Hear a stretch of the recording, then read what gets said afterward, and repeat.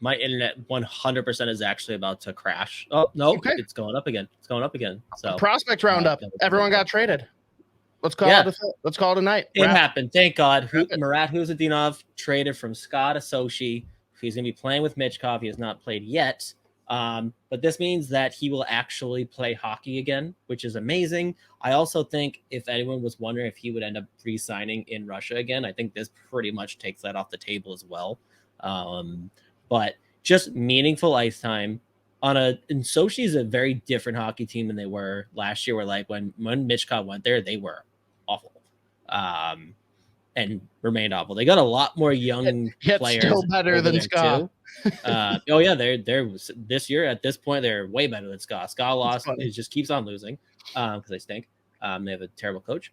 But I'm just excited. They're going to be playing a lot again. He'll be playing center. He'll be playing wing. It'll be interesting to see how that line shakes out. But like you can guarantee pretty much he's going to be playing with Matvei Michkov. So obviously very exciting. And now we can hit like a complete restart on this season. I still don't understand why he ended up on the bench so much with Scott, because like last year he was like leaned on in every single situation. They were in first place all year long, and he was their go-to guy for whatever they needed, whether it was killing a penalty, whether it was going on to preserve a lead late, whether they needed a big power play goal, whatever they needed, they would throw him on the ice. And all of a sudden this year, scratch, fourth line, scratch. So I don't know why that happened. I can't imagine it's a thing where it's like, maybe he'll re-sign again, because I think at that point, you've completely lost him at that point. Mm-hmm. But either way, it's just only positive things that come from him getting traded over to Sochi. And I'm excited to finally see him play again and play with Michkov, because that's going to be awesome.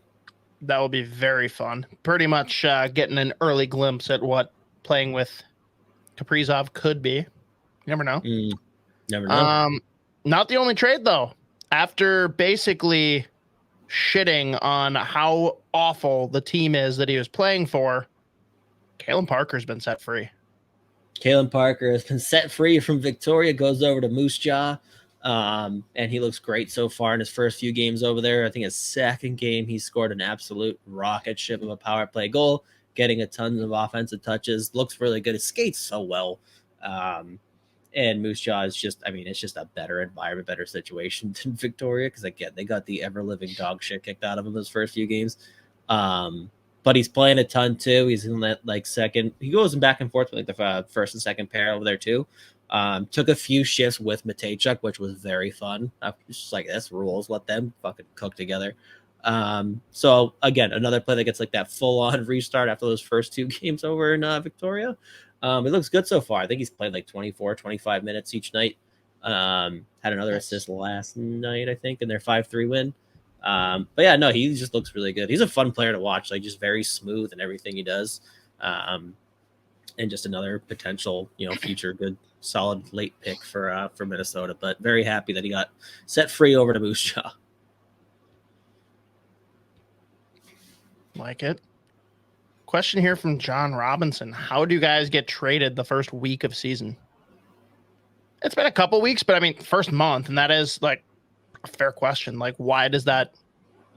What goes wrong that happens so quickly? I junior hockey, I have no idea. I could not tell you anything about how that shit works. It's either because it happens all the time. It's right in the beginning of the year, and then obviously at the CHL trade deadline, it gets fucking comical. Yeah. It was I forget all the pieces that went to and from, but it was I remember because there was 5 or 6 players involved in the trade, and it was a pretty big package, especially for this early on. But it happens all the time.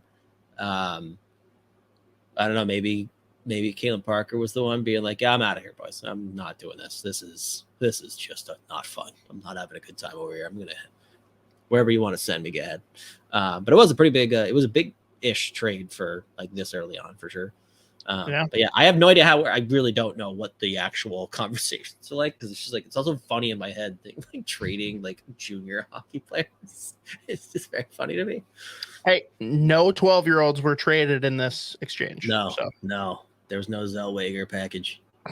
Insane still. All right, put you on the spot a little bit, and maybe you want to think on it for a second, but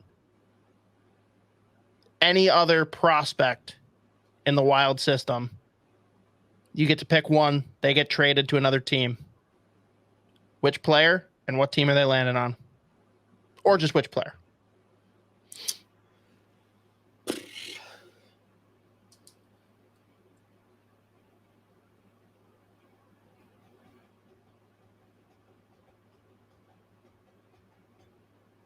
None of them are in like really bad spots now at this point. That's where it gets interesting.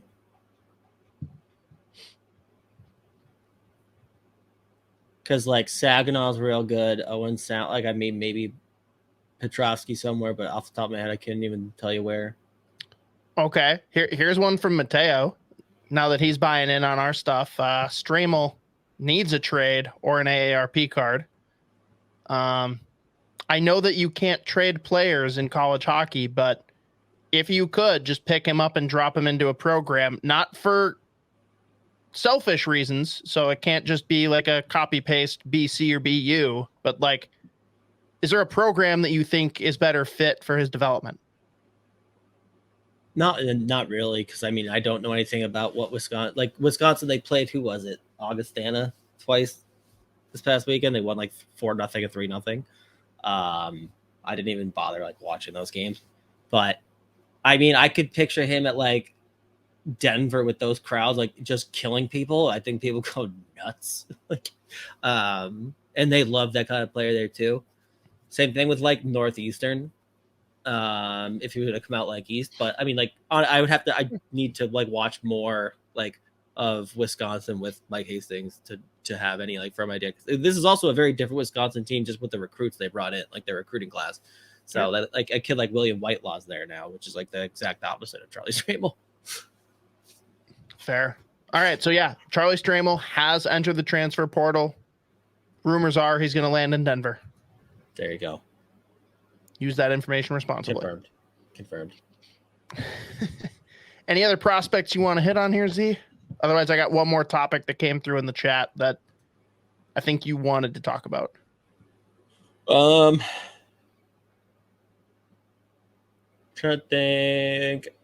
I mean, Kumpulainen had a ridiculous game the other day. Yeah, 3-assist game where like, I mean, it's just so fun to watch him at 6'4", 6'5", 200 whatever pounds, like slowly dance through people, which is what he did on his third assist. And like, he literally danced on 4 of their players, including the goalie, and then just dropped one off backdoor for a tap in, like open it. It was sick, but he had a great game for Oshawa. But yeah, no, I don't think anything pressing off the top of my head. I mean, like first off, scored again today. Next question. So yeah, he's not coming back. So yeah, we'll just leave that be.